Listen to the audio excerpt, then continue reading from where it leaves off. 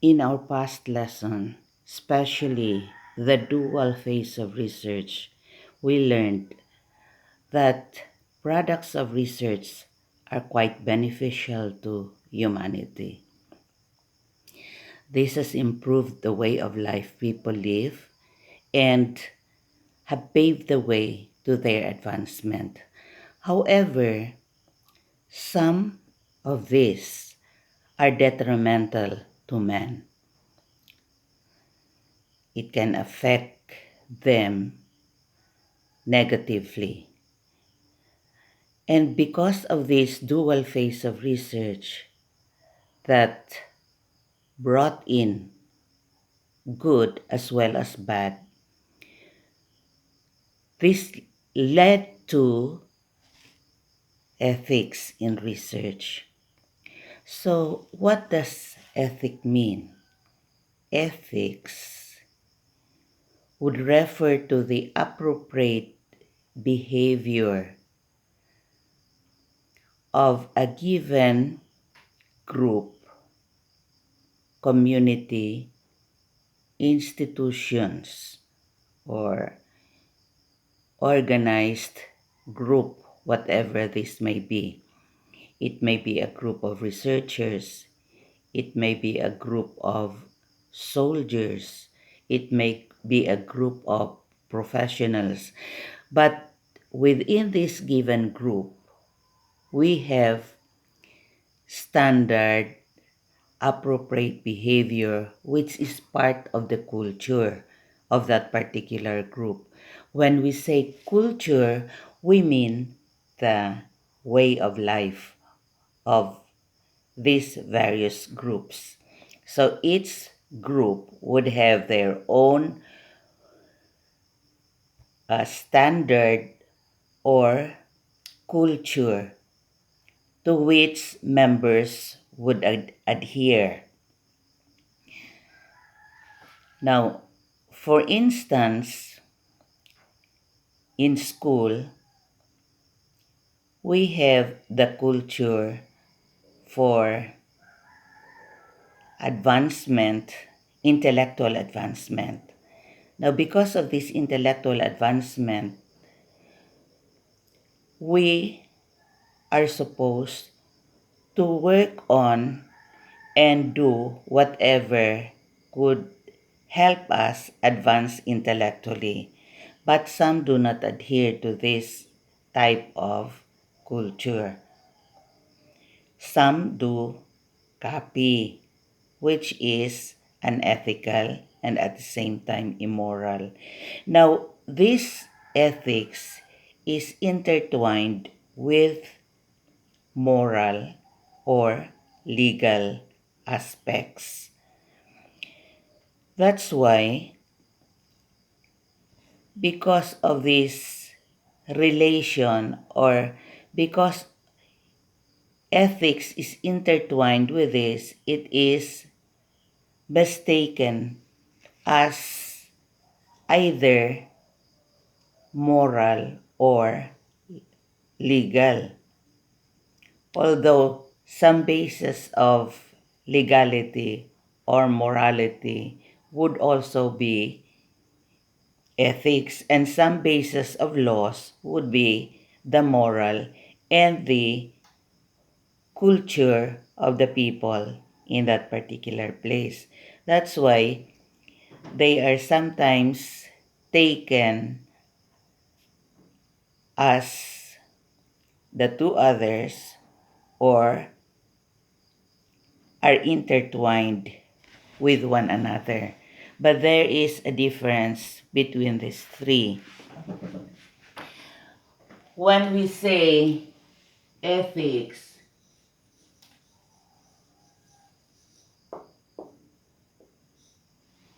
we mean appropriate behavior.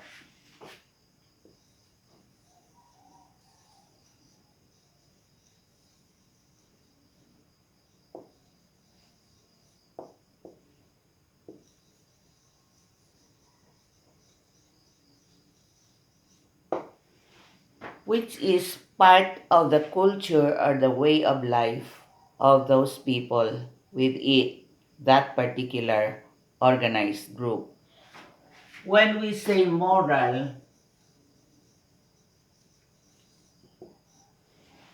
it implies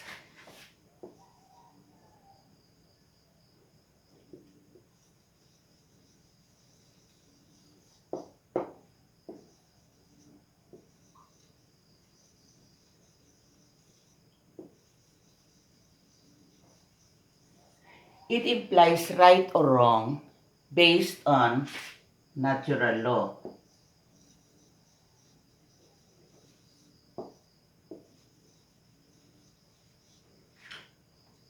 When we say legal, we mean standard,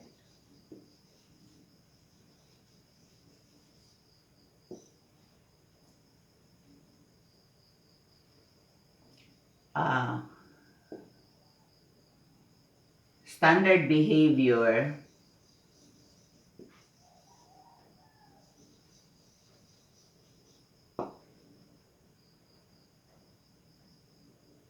of a given society with sanction.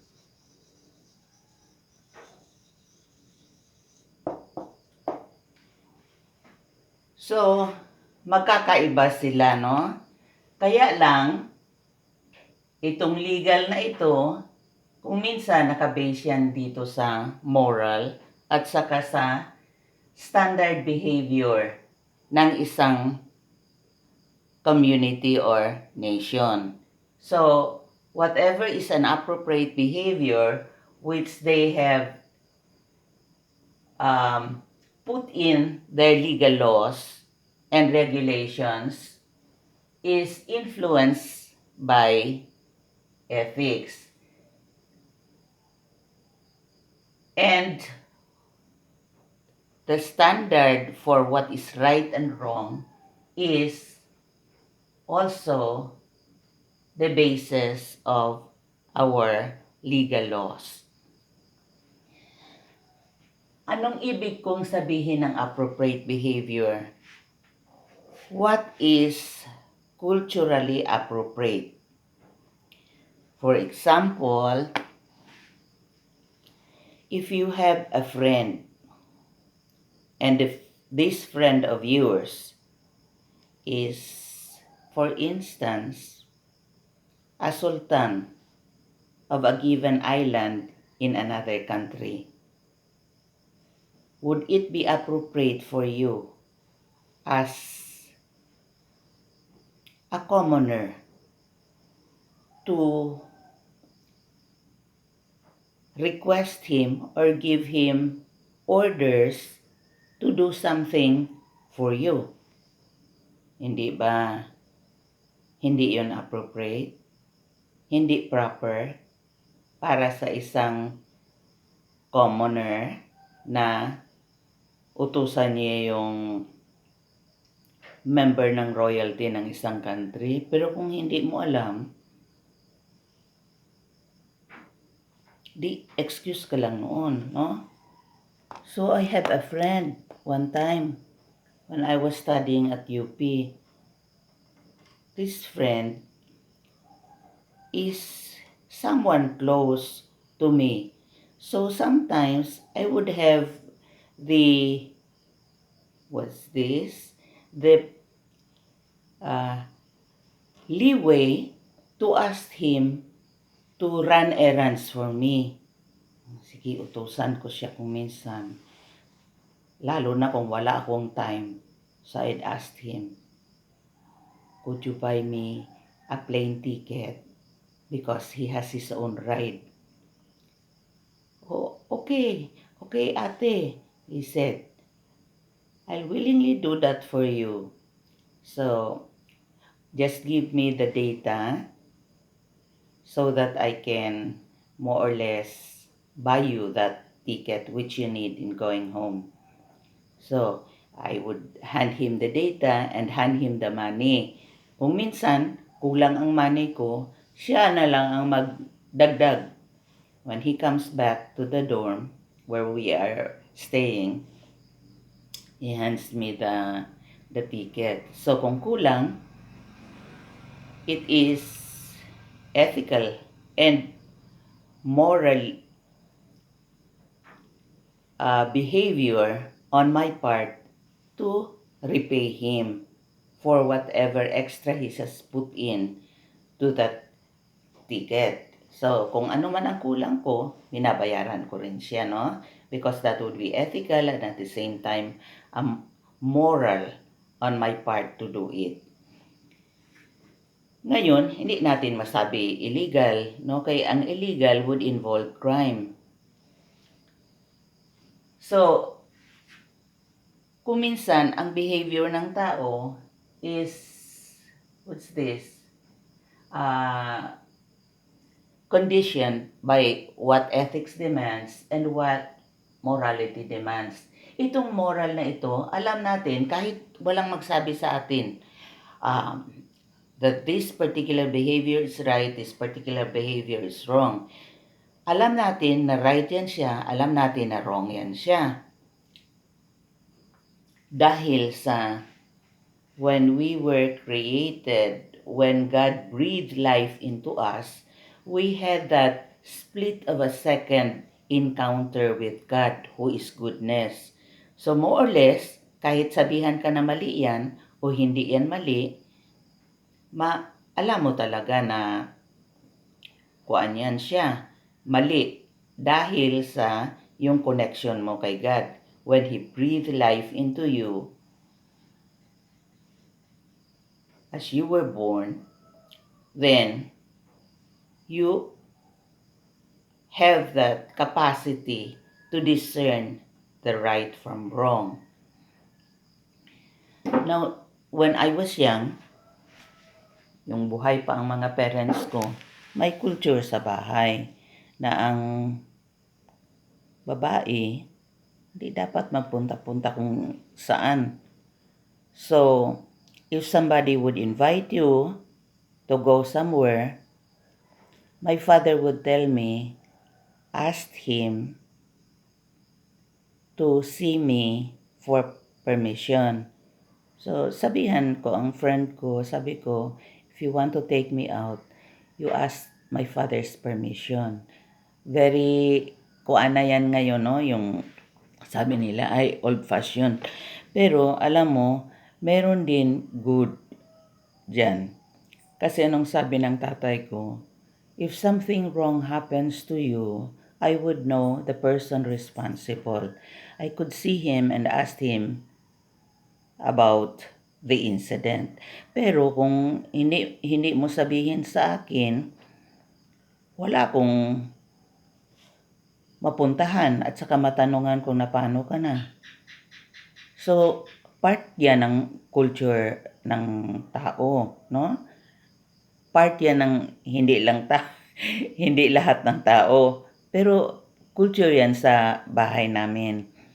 So, nakita ko ngayon, dahil sa mga incidents of killing, yung makipag-usap kayo through media, yung mag-text-text, tapos the guy would invite you for an eyeball, mag-eyeball, makita-kita kung saan. Without permission from your parents, you go out and see the guy. Ikaw lang ang nakakaalam.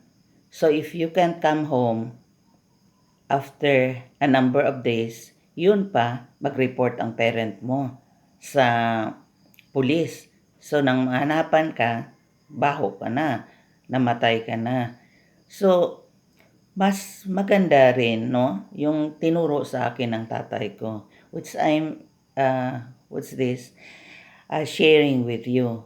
Kasi dahil dito, you may be saving your life and at the same time, your reputation.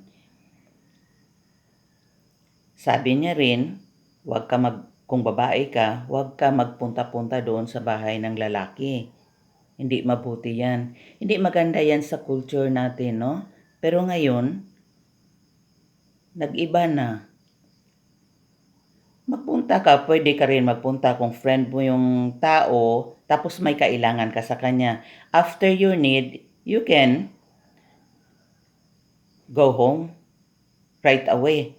Pagkatapos ng kailangan mo, uwi ka kaagad. Yun lang man ang pinunta mo doon. Huwag ka na magstay for kung ano-ano pa dyan. Kasi hindi mabuti, no? Hindi maganda sa kultura ng Pilipino. Noon, basta babae ka na lagalag ka, punta-punta ka doon sa mga bahay-bahay ng you would be considered parang in question ang reputation. So, parang immoral din, no? Immoral. You know that it's wrong, but you still insist on going. So, ngayon, parang wala na yan sa mga kabataan ngayon. Sila pa magligaw. Paano yun? Ang mga lalaki, they are designed to be captives. To be captors. Parang hunters sila. Na kung ikaw mag-hunt sa kanila, paano na yun? Nag-iba na. Pero, I don't know, nag-change ang culture ngayon, no? So, ito ginashare ko lang sa inyo. Kung minsan, kasi, kung may nangyari sa daan, tapos, somebody is in need of help, minsan may nabanggaan, may na pinatay, so, ang tendency natin is to help, which is moral. It's moral to lend a hand on someone in need. Kaya lang, nagiging illegal yan. Kasi, gidestroy mo rin ang scene of the crime. So, wala pang investigators, i-change mo na ang mga position dyan ng crime scene na hindi na matrace out kung paano, sino ang may kasalanan. Kaya, illegal.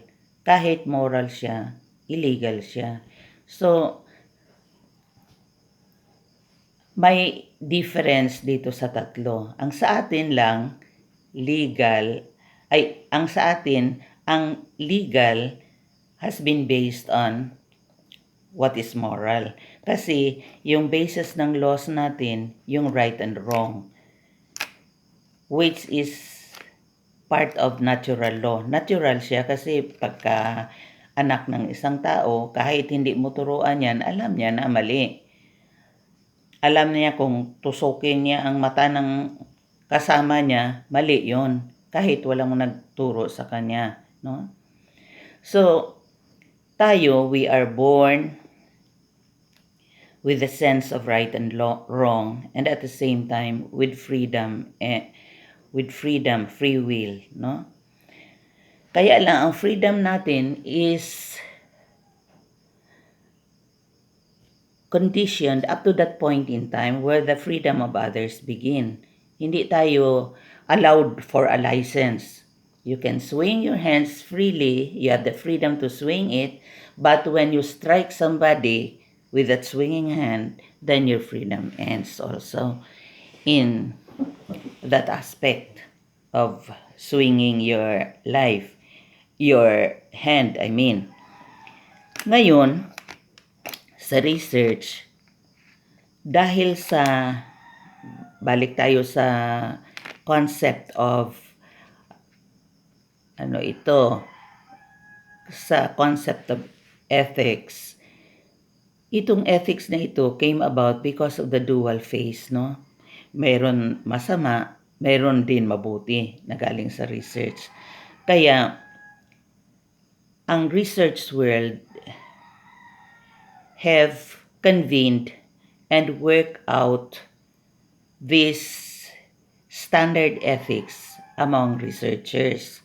So, ang ethics would apply from conceptualization of the research work up to its conduct or process. Sa conceptualization, ang ginamin ko yung pag-propose ng research for research conduct. Pag magtrabaho na kayo, especially if you work in a research institution, you are asked to propose a research. Ano yung proposal na yan? Yan ang plan kung ano ang gagawin mo, ano ang i-research mo, ano ang problem na gusto mong i-resolve. Pag ma-decide mo yan, you write a proposal for it. So, ang origin ng proposal na yan is the researcher.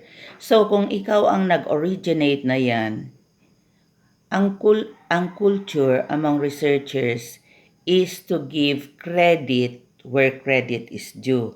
Kasi ang research dapat honest yan. No? Kung honest ka, hindi mo dapat kunin yung sa iba.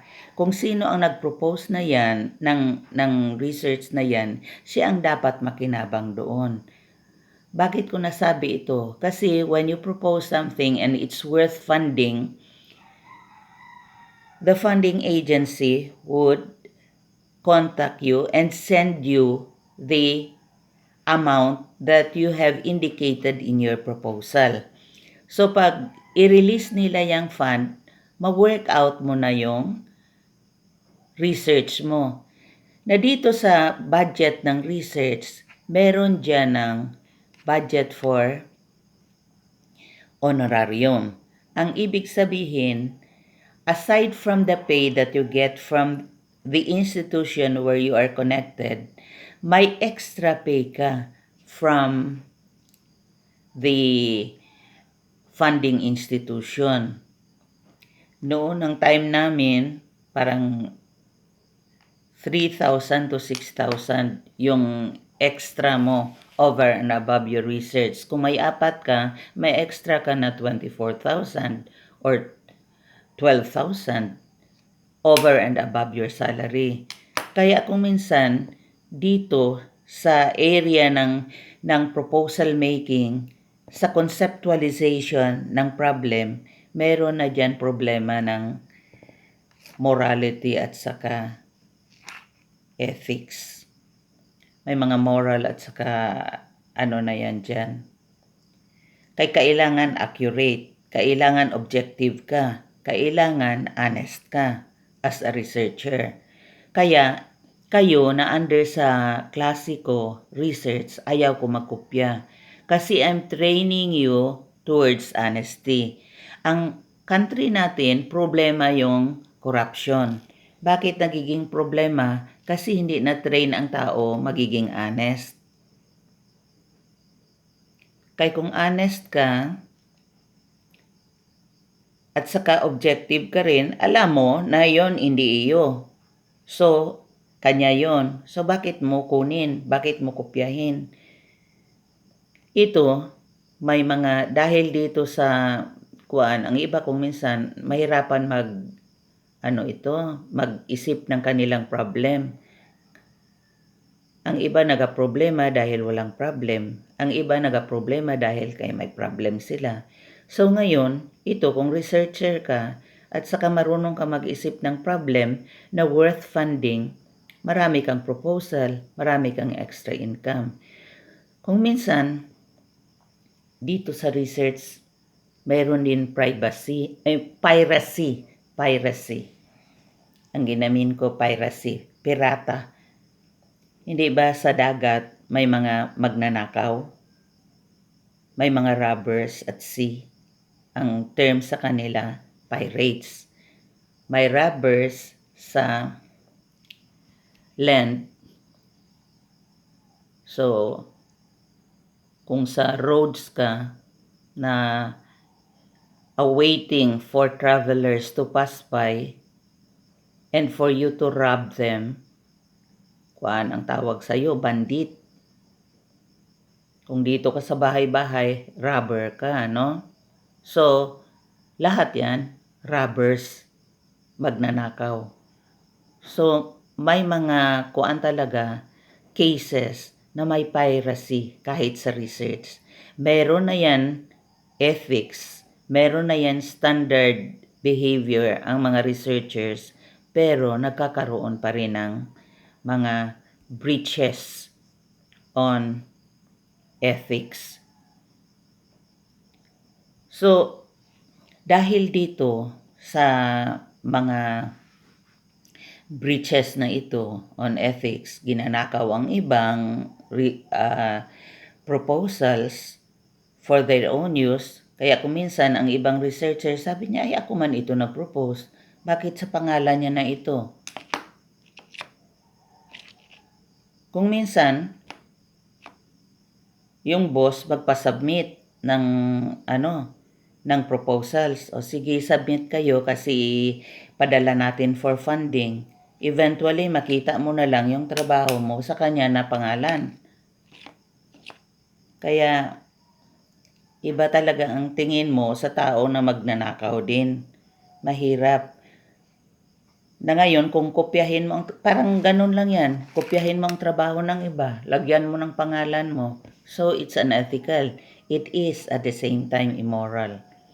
Kahit may appropriate standard ang isang organized group.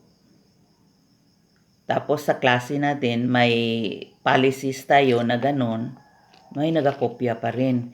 So, kaya, to train you towards honesty, kailangan isiro ko kayo pag magkopya kayo. Kaya gusto ko yung papers ninyo sabay-sabay na i-submit sa akin. Kay sabay-sabay ko rin isauli. Pag hindi mo ma-submit on time, hindi ko na i-consider kasi may precision at accuracy. So kung hindi mo rin ma-meet ang time frame at saka ang deadline, di mahirapan ka later in life. Kasi sa mga different organizations, they have come to realize that research is a way to advance. Kung walang research, parang wala masyadong advancement ang isang organization. Dito sa Mitsaya po, tingnan ninyo ang Southern Christian College. Marami silang researchers. Tapos ang researchers nila would generally generate income for the school. Kaya, of advantage yung nandoon. Kung mag-generate income yung na-research mo, tapos maperahan ng school, may porsyento ka baya doon sa kuan. They are giving a commission to the person who has conceptualized that particular problem, which eventually led to income generation. So kung wala tayo masyadong research, hindi tayo maka-income out of it, kasi wala nga, paano ka mag-income sa wala? So, hindi masyado ang growth ng isang organization. And if you conduct research, you move out of the school into the community. And by then, you create a linkage.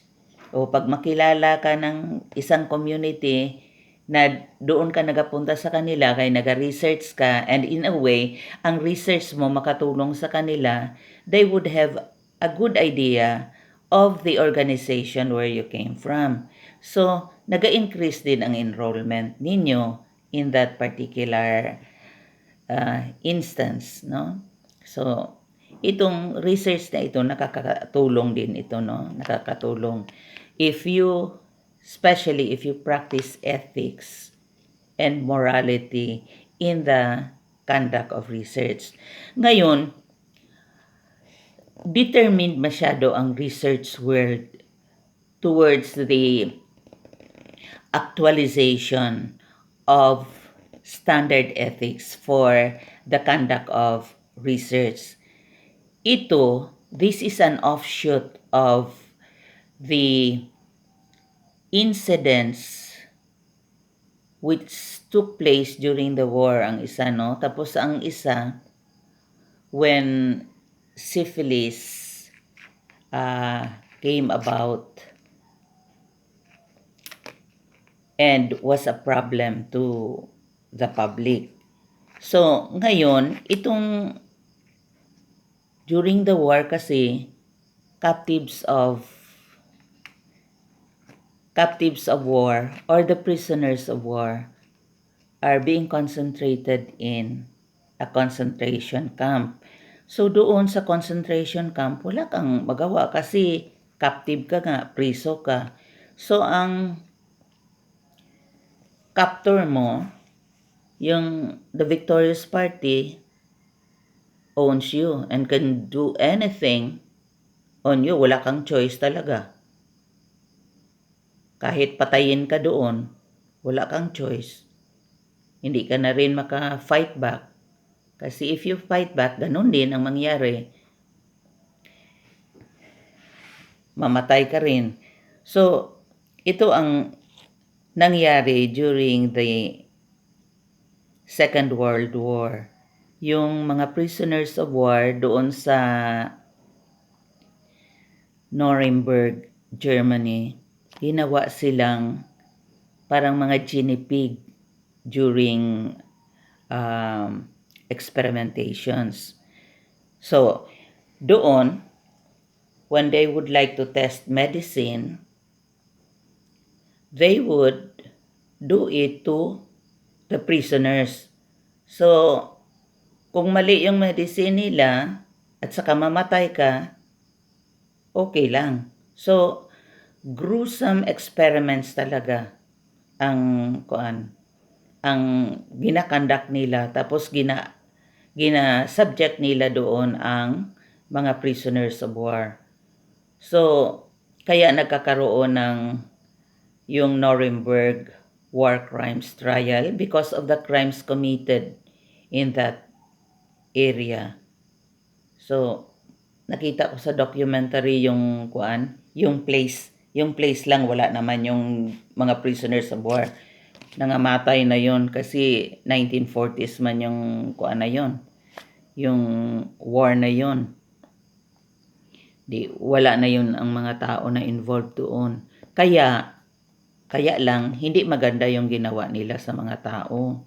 Parang ito, na remember ninyo yung sa Sanofi, yung para sa dengue, hindi pa na confirm yung efficacy ng gamot na yun para sa dengue. Binili na ng Pilipinas nung previous administration. Tapos gi-inject nila sa mga bata, kaya maraming mga kabataan ang namatay dahil sa trial na yon. Nang gi-investigate ang Sanofi sa Congress, sabi nila hindi pa man na-confirm daw, hindi pa na-validate yung results. O bakit pinabili nila? At saka bakit binili ng previous administration yon? At saka gi-injection sa mga bata. So, hindi lang yun ethical ang problema doon. Moral pa. Kasi alam mo na hindi pa hindi pa validated. Tapos itong naman, maraming namatay, may legal problem din doon. So, kung minsan ang ethics, kung i-transgress natin, if you commit a breach of it, you don't only commit a breach of appropriate behavior, but also you commit immorality and at the same time, a crime or felony. Tawag nila sa krimen doon sa law school, felony. So, ganun ang nangyari. Ang isa pang nagi-point out nila na isang incident which led to this um, ethics in research is the Tuskegee syphilis incident, where African Americans were subjected into an experiment. Ito para i-discover nila ang gamot para sa syphilis. Ngayon, dahil yun ang ginadiscover nila, wala sila masyado makuha na subject for experiment. Convince nila yung mga African Americans to get involved in the experiment. The result of the experiment was successful. But then, those subjects for experiment did not benefit from it. Hindi nila binigyan ng treatment na alam na nila kung ano ang treatment for that particular ailment. So, because they kept it from the volunteers, unethical yun, no? So ngayon, dahil dito, nag-convene nga ang mga researchers worldwide. Tapos, formulate nila ang standard ethical behavior for research. Nakalista ito dyan sa study guide ninyo, no? So, ang isang nakalista doon is voluntary participation. Doon sa Nuremberg prison camp, hindi man yun sila nag-volunteer. Pinilit sila. So, kung pinilit ka, unethical yun. Dapat yung tao na mag-involve sa experiment mo, dapat nag-volunteer siya. Hindi lang siya nag-volunteer, may informed consent siya. So, alam niya kung ano ang mangyayari sa kanya in case isubject niya ang sarili niya sa experiment. So, sabihan mo sila kung i-subject mo sa experiment na ganito ang i-undergo mo.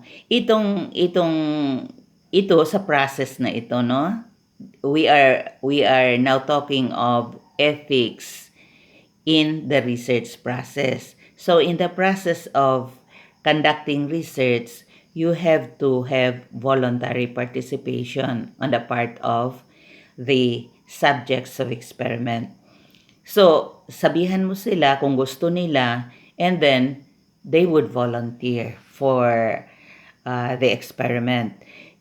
Pero hindi lang itong voluntary participation, kasi dito sa AIDS ngayon, yung sakit na AIDS, marami ang nag-volunteer na may AIDS, yung nag-suffer ng AIDS. Gusto nila i-volunteer ang sarili nila, total wala naman mangyari sa kanila. Kung hindi sila mag-volunteer, mamamatay sila without any contribution to humanity. So ngayon, mas mabuti pa mag-volunteer sila para mahanapan ng gamot yung sakit nila, at saka eventually this would stop from spreading. Or if it would spread, there is a ready medicine to stop it from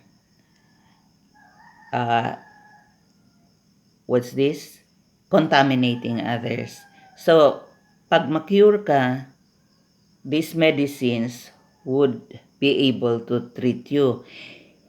So, kahit may ganun, ang mga researchers ngayon hesitant. Kasi you have to be informed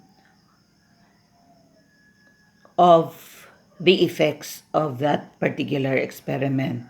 So, kung may informed consent ka, kung halimbawa sinabihan ka, kung i-experiment ka ng ganito, may great possibility na ang side effect niya ganito. may possibility na maglala pa yung sakit mo. Although may possibility din na gumaling ka. Pero hindi na pa natin alam kasi under experimentation pa ito, walang confirmation at saka walang validity. So, ito ang i-expect mo na effect niyan. So, kung alam mo na kung anong ang epekto, tapos nag-volunteer ka pa, di okay yun. Kasi may inform ka na, tapos may nag-volunteer ka pa rin despite the information that you get. Another thing is that you should be free from risk. So the subject of experiment must be free from risk. Be these humans or animals. So kung minsan sa research center, kung minsan gina-eksperimentuhan nila ang nutrition ng kambing, for example. So itong kambing na ito, ganito lang karami ang kainin mo sa buong araw ha, ginadjeta nila. Ito ang isa, ganito karami. Ganito karami. Ito, kilo-kilo yan nila para may data sila for experiment. Itong isang grupo, ad libitum. Pag sabihin nilang ad libitum, you can eat as much as you can. Parang smorgasbord or eat all you can na restaurant na kahit anong gusto mo dyan, you can eat whatever you like and how much you could take. So, may grupo na ad libitum, may grupo na ganito lang kalaki buong araw, may grupo na ganito lang kalaki. So, eventually, after the experiment, yung kambing kawawa. Yung ad libitum, di mataba. Yung isa, tama-tama lang. Pero yung isa, hindi na kambing ang itsura niya. Parang miming na. Kaliliit na masyado. They look more of cats rather than goats. So may harm, no, sa animal. Kaya because of that harm, hindi yan pinapayagan sa conduct of research. Tapos sa research, meron pa yung tinatawag na confidentiality. So pag sinabing confidential, hindi mo pwedeng sabihin ang source of information mo. Pwede mo masabi in general, pero kung sino talaga doon sa grupo na yon, hindi mo masabi yon. Kasi confidential ka, may secrecy. Pwedeng sabihin mo students of SMA ang respondents mo. Pero sino dito? Hindi mo pwedeng sabihin dahil sa confidentiality. Part yan ng research mo. Yung ethics ng research. Tapos mayroon tinatawag anonymity. Mas malala pa ito sa confidentiality. Sa confidentiality, mayroon kang interview schedule na nakalagay doon ang pangalan at saka address. During analysis, kung may problem ka, pwede mo siya mabalikan at saka pwede mong matanong uli kung ano yung ibig niyang sabihin sa answer niya doon na gina-tabulate mo. Pero sa anonymity, walang pangalan yun, walang address. Tapos ang ipakolekta mo ng data mo, hindi ikaw mismo na researcher. Kaya kung ikaw mismo na researcher, alam mo yung tao nag-i-interview mo. Mag-hire ka ng iba. So, yung gi-hire mo, hindi niya dapat sabihin sa'yo kung sino ang subjects of experiment niya. Pwede na in general, alam na kung saan yun nakuha. Pero kung sino ang particular person na kinuna ng data na yon, hindi pwedeng sabihin dahil sa anonymity. So mas malala pa siya kaysa confidentiality. Ang confidentiality pwede mong babalikan kasi may pangalan. Hindi mo lang pwedeng masabi sa ibang tao kung ano ang sino siya kasi confidential nga. Pag anonymity, wala ka talagang may masabi. Kung ano lang yung nakita mo doon sa datasheet, yun lang talaga ang pwede mong i-analyze at saka lagyan ng interpretation. Tapos yung isa, right to service. So, right to service. Gaya ng yung case ng syphilis, no? Dapat kay nag-participate sila doon, sila ang inuna gamot. They should be the first to be treated with the outcome of the experiment with which they have been involved. Ngayon, subject lang sila sa experiment, nakita na ang gamot, hindi pa rin sila naka-benefit from the work of which they are a part. Kaya, mahirap din ang ganong klase. Kailangan sa ethics ng research, kung sino ang nagtulong sa iyo, yun sila ang unang makabenefit. Gaya good ng magsabi ka sa neighbor, marunong ka mag-bake ng chiffon cake? Sabi niya, oo, marunong ako. Sabi niya, pwede mo akong tulungan doon mag-bake sa bahay. So, kasi hindi ko alam. So, i-demonstrate niya sa'yo. After niya ma-demonstrate, sabihin mo, sige. After maluto na, sige, uwi ka na lang doon. Hindi mo siya patikmin, hindi mo siya ipataste ng hindi ka magpatikim ng ng ginawa niya doon sa bahay mo. Hindi mo siya mapadalhan ng part ng giluto niya doon sa iyo. Part man niya ng kahit sa natin, no, sa kultura natin na Pilipino, pag tinulungan ka ng isang tao, bigyan mo rin siya ng ng part so that he or she can partake of whatever he has done for you. Gaya ng iba, uy, hindi ba may ngayon?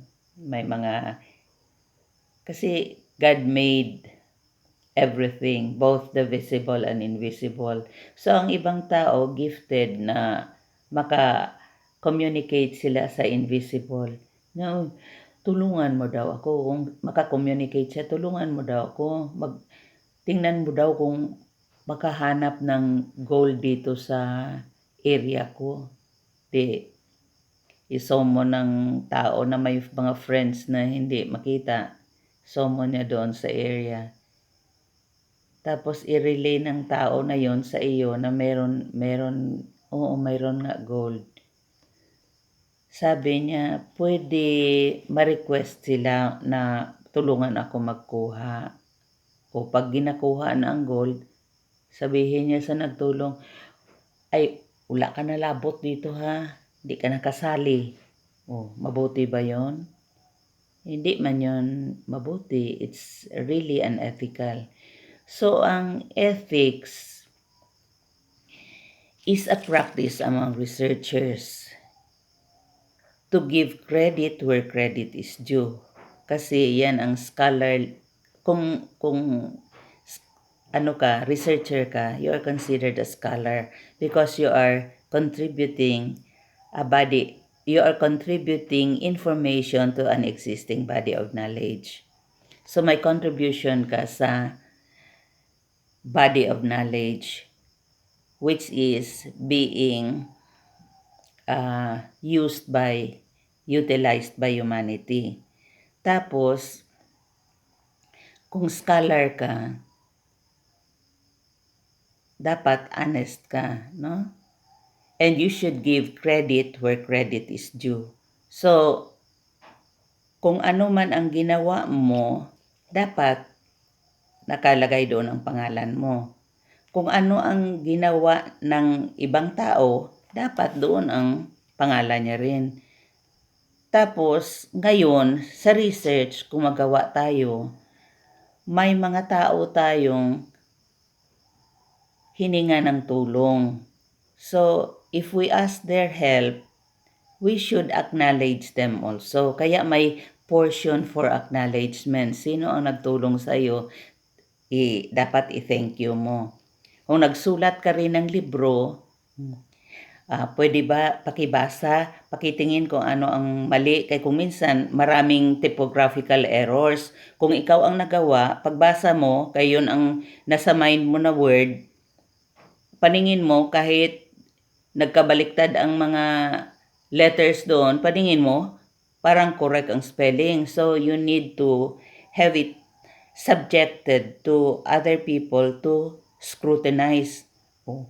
Ngayon, kung tinulungan ka nila magbasa at saka i-point out sa iyo kung ano ang nakita nila na mga errors doon, i-acknowledge mo rin sila doon. That's part of giving credit where credit is due.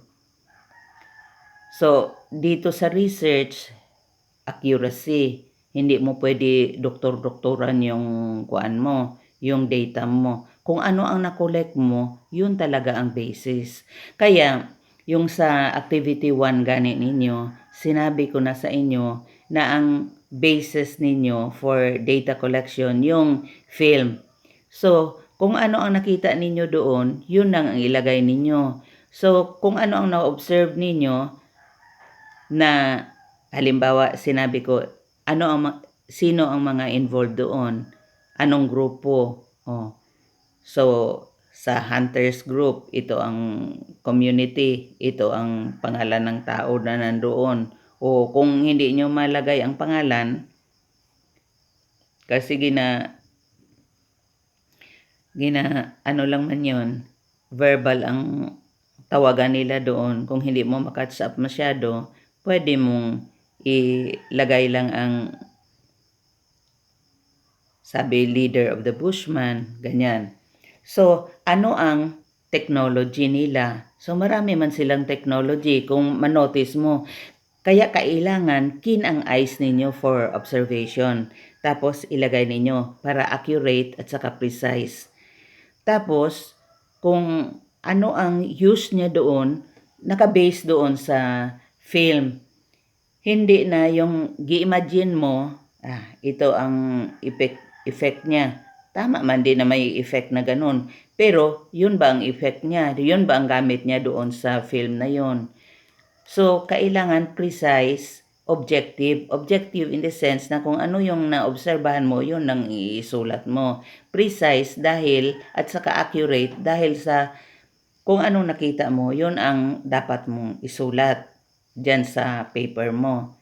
So, training ito for you to collect data and to observe properly. Ang iba, tag-isa lang, a bottle of Coke lang. Yun lang nakita mo doon sa film. So, mas mababa ang ang observation mo at saka data collection scores mo. So, kaya, pag i-observe mo talaga kung ano ang nandoon. Tapos i-report mo as accurately as you can. Tapos ang basis ng conclusion mo, hindi yung ginaisip mo na tama. It may be right, no? Pwede yun na tama. Pero hindi yun nakarelate doon sa ginapagawa sa iyo. So, may minus din yun. So, sa research, kailangan natin, sinasabi natin ang objectivity, accuracy, at saka precision. So, dahil sa dito, kailangan natin na i-base with evidence from the focus of study. Tapos, kailangan free from harm ang subjects of experiment mo or respondents of the experiment at saka yung data collectors mo, yung enumerators ang tawag yan dyan. Kasi kung sa research center ka naka-base, may budget man ang research mo for for data collection. So, pwede ka maka-hire pwede mo sila matrain at saka i-hire mo mag-collect ng data. Ngayon, ito ba ang gina-hire mo na ito?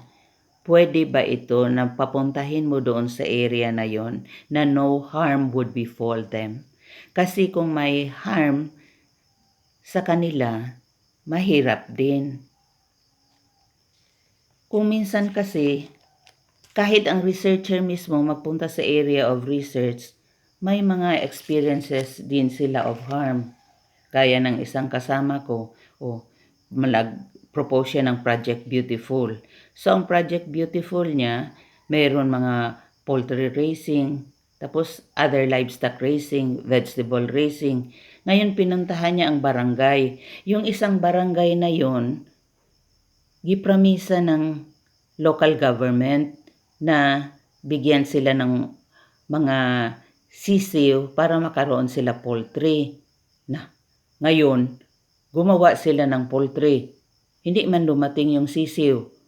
Siya ngayon ang dumating, tapos nag-offer naman siya ng poultry. Nainis ang mga tao doon. Siya ang gipriso doon sa poultry ng mga na ginawa nila. Kaya sabi niya sa akin, akala ko hindi na ako makabalik ng buhay. Sabi ko, bakit anong nangyari? Doon sa pinuntahan ko, napramisan pala sila doon ng local government na bigyan ng mga sisiw. Hindi man nila binigay doon. Pagpunta ko doon na mag-collect ako ng data, baseline data ko para sa mga sisiw na galing dito sa USM na i-distribute doon kay maraming sisiw ngayon dito na pwede ma-distribute doon parang part of extension work at saka part din ng research kasi magkuha siya baseline data from the barangay. Ngayon papunta ko doon kay may previous pala nga hindi ginawa yung dapat nila nang gawain doon sa community. Ako ang ginawa nilang sisiw. Ako doon ang gipriso nila sa poultry nila. Buti na lang pinalabas din ako pagkahapon. Kaya nakabalik daw siya doon sa research center. So, may risk din ang researchers. Tapos kung minsan hindi mo alam ang culture ng isang lugar, tapos magdilim na, mabuti sana kung may mga sarili kang transportation, pero kung wala kang sariling transportation, kay paghingi mo doon sa research center, all out ang mga transportation, di mag-commute ka. Di pag-commute mo, kasama kayo doon ng mga manok, mga saging, mga kung ano na lang na produkto doon sa likod ng jeep.